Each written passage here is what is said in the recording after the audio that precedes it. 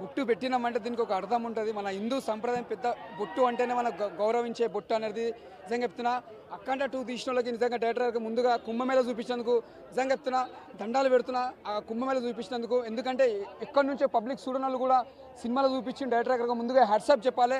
అసలు అఖండ 2 అంటేనే ఒక చరిత్ర, ఒక రికార్డ్ అని చెప్పొచ్చు. బాలకృష్ణ చరిత్ర రికార్డ్ అని చెప్పొచ్చు.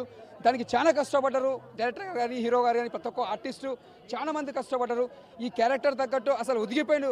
అందుకే నందమూరి బాలకృష్ణ అని పేరు ఉట్టిగా రాలేదు. దాని కష్టం, దాని ఫలితం అయ్యేలా మన బాలకృష్ణని స్క్రీన్ మీద చూస్తాం. ఆ అఘోర గెటప్లా అంత బాగా చేసిండు. తమన్ గారు మాత్రం మ్యూజిక్ మాత్రం ఇచ్చి పడేసిండు.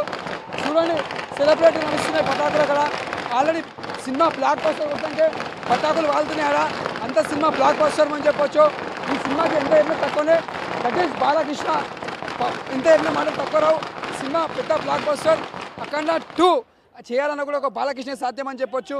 అసలు ఆ ఫైట్స్ ఏంది, ఆ ఎలివేషన్స్ ఏంది, ఆ సీన్స్ ఏంది, నిజంగా చెప్తున్నా మైండ్ బ్లో అయిపోయింది.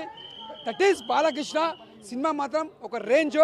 ఒకటే చెప్తున్నా, రాసి పెట్టుకోండి. మన తెలుగు సాంప్రదాయం సినిమా ఇది. వరల్డ్ ప్రపంచంలో తెలుగు, తమిళ్, కన్నడ, మలయాళం అన్ని భాషలలో రికార్డు కొడుతుంది, కొట్టేస్తుంది. Block buster. జై బాలయ్య.